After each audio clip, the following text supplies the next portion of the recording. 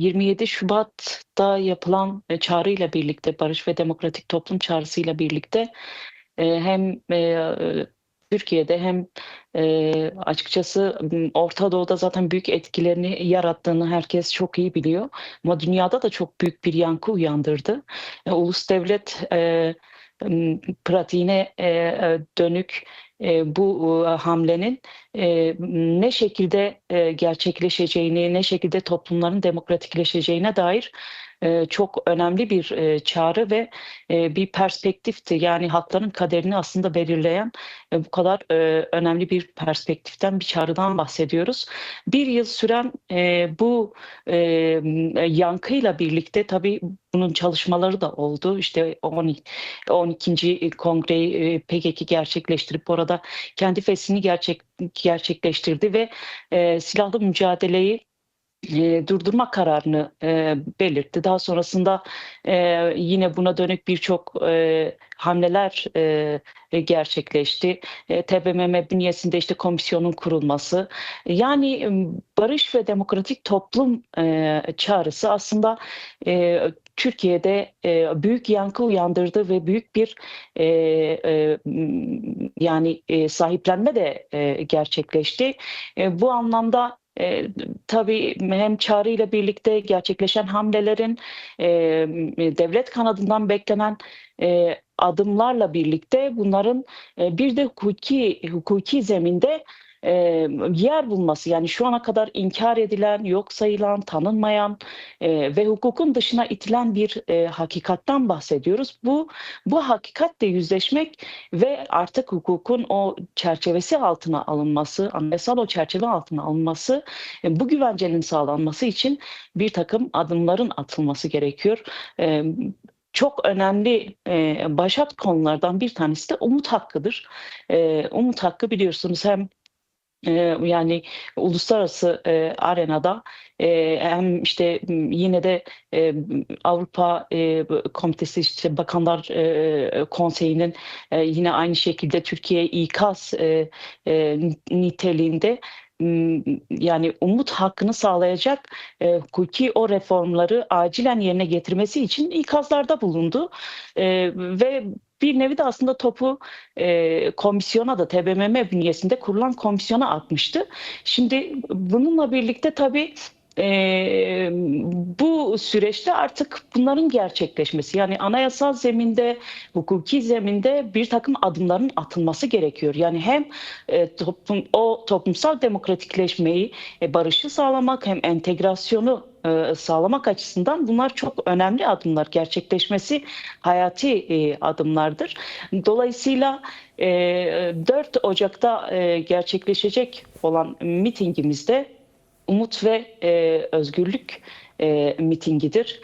Başta Kürt Halk Önderi Sayın Abdullah Öcalan'ın özgürlüğü olmak üzere barış umudunu büyütmek, barış umudunu bütün kesimlere yaymak ve bu sahiplenmeyi de o alanda gerçekleştirmek açısından çok önemli bir mitingdir, tarihi bir mitingdir.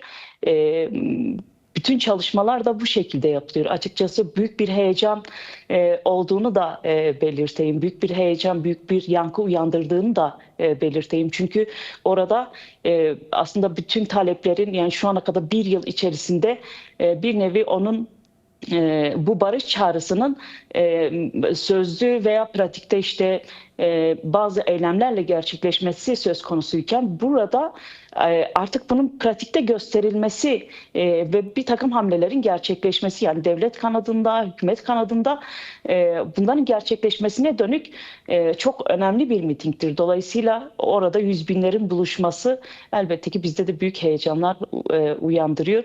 Hem umut hakkının bir an önce gerçekleşmesi, yani Kürt halkının özgürlüğü bir nevi aslında buna bağlı diye tanımlayabilirim. Çünkü Kürt halk önderinin özgürlüğü Kürt halkının özgürlüğüdür, kadınların özgürlüğüdür, gençlerin özgürlüğüdür. Aslında Orta Doğu'nun bu savaş cenderesinden bir nevi aslında çıkma noktasında da çok önemli bir hamledir.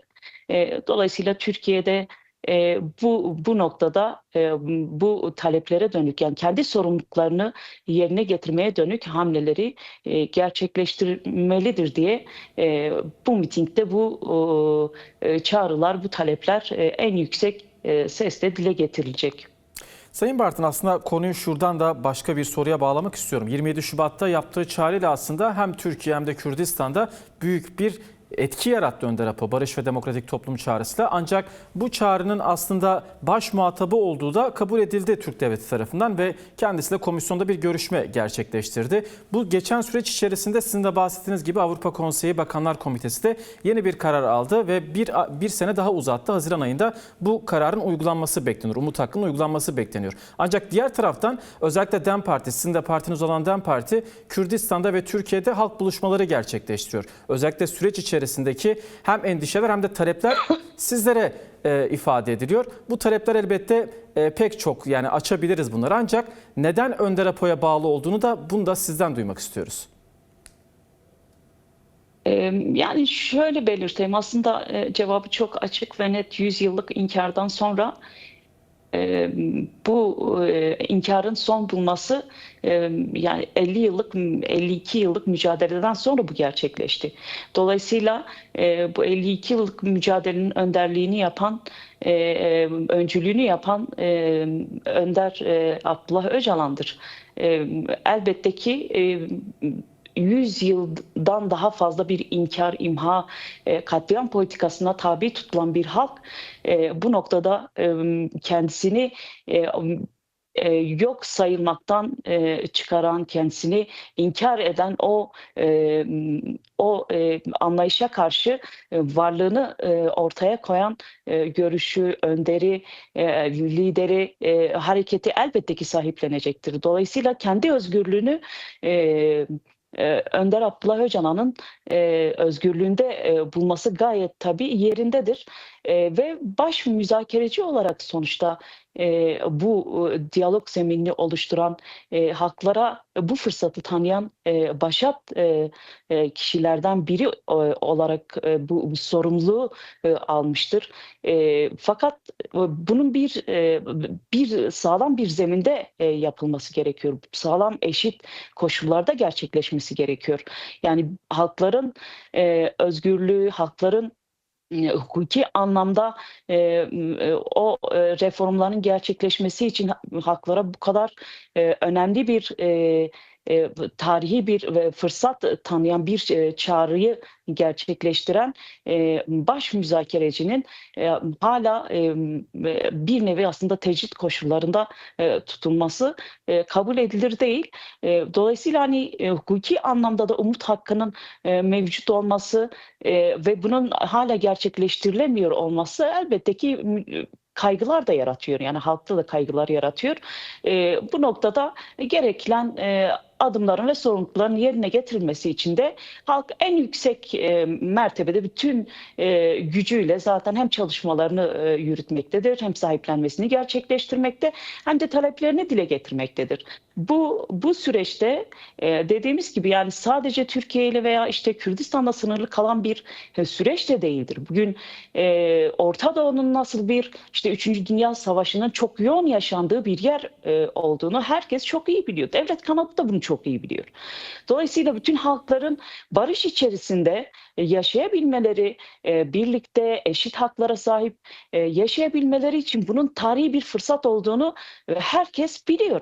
Fakat yani şunu da biliyoruz elbette ki istemeyen, bunu engelleyen bir takım kesimler de var. Ama halkların barışı, halkların o toplumsal barışını sağlamak ve demokrasiyi sağlamak gibi bir sorumluluk mevcut ve bu sorumluluğu yerine getirmek gibi bir durum da söz konusuyken farklı kaygılara, farklı anlayışlara ya da işte çetelerin bir takım anlayışlarının arkasında cılız kalmaya dönük pratikler sergilemek gerçekten bir nevi devletin de prestijini yerle bir eden bir tutumdur diye düşünüyorum. Bu noktada bu kadar önemli bir süreçte, yani tüm dünyanın artık bir tehlike sinyali verdiği, savaşların bütün ülkelerin kapısında olduğu bir süreçte barış gibi bir tarihi bir fırsatın halklara tanınması çok önemli. Bu önemle birlikte elbette ki umut hakkının gerçekleşmesi, özgürlüğün sağlanması başat görev ve sorumluluklardan biridir. Bunu da hatırlatmak ve bunun bir an önce gerçekleşmesi için de hem mitinglerle hem diğer çalışmalarımızla elbette ki devam edeceğiz. Komisyon görüşmeleri tabii ki sonuçta bir diyalog, bir müzakere, artık ismine ne dersek bir süreç devam ediyor. Ve bu hakikatlerle yüzleşme süreci olarak adlandırıyoruz. Tam da bu süreçte eğer bu önemli noktaları eğer gerçekleştiremezsek yani bu sadece halklara kaybettirir, ülkeye kaybettirir açıkçası. Ve bunun altından kimse de kalkamaz diye düşünüyorum. Ya bu kadar önemli bir süreçte, bu kadar önemli bir fırsata sahip bir hakikatten bahsediyoruz. Ve hala bir takım şeyler biraz sürece yayılarak sanki gerçekleştirilmeye çalışılıyor. Biz de bu noktada bir an önce bunların gerçekleşmesi, halkın taleplerinin yerine gelmesi, müzakere şartlarının eşit zeminlerde ve insani koşullarda olması, bu çok gerçekten bir yerde ayıpsanacak bir durum artık. Çünkü bu kadar önemli bir barışın sağlanması, binlerce kişinin hayatını kaybettiği bir savaş sonrası barışın sağlanması bu koşullarda gerçekleşmemeli. Yani ki dünya nezdinde de Nobel ödüllerini alan şahısların mektuplarından mı bahsetsek, ülkelerin bu noktada barışı desteklemelerinden mi bahsetsek? Yani barış ve demokrasiye inanan herkesin desteklediği bir süreçten bahsediyoruz ve bu sürecin daha da zamana yayılması elbette ki bir sabırsızlık da yaratıyor. Fakat yine de şunu belirtelim.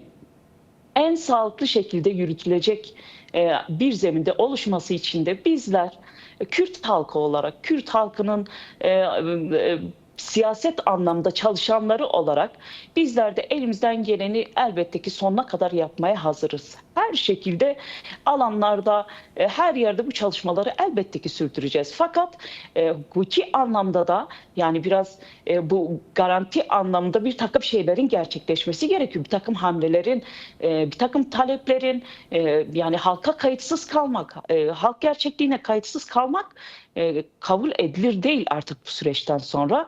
Bir yıl içerisinde nasıl bir dönüşüm sağlandığını herkes gördü, herkes tanık oldu. Yani bu çok önemli bir noktadır. Dolayısıyla bundan sonraki süreçte de şu ana kadar konuşulan hem komisyon nezdinde hem yapılan görüşmelerle heyetin görüşmeleri sonucunda dile getirilen ve karşılıklı o dönüşümlerin, yasaların konuşulduğu her şeyin, bütün taleplerin yerine getirilmesi için de bir an önce adımların atılması gerekiyor. Sayın Bartın, aslında belki de bu adımların atılması için halkın tek bir ağızdan kendi taleplerini dile getirmeleri gerekiyor ki bunlardan bir tanesi de yayın başında da söyledik, 4 Ocak'taki miting olacak. Burada aslında noktalayacağız ancak sizden bir çağrı varsa çağrıyı da dinleyebiliriz.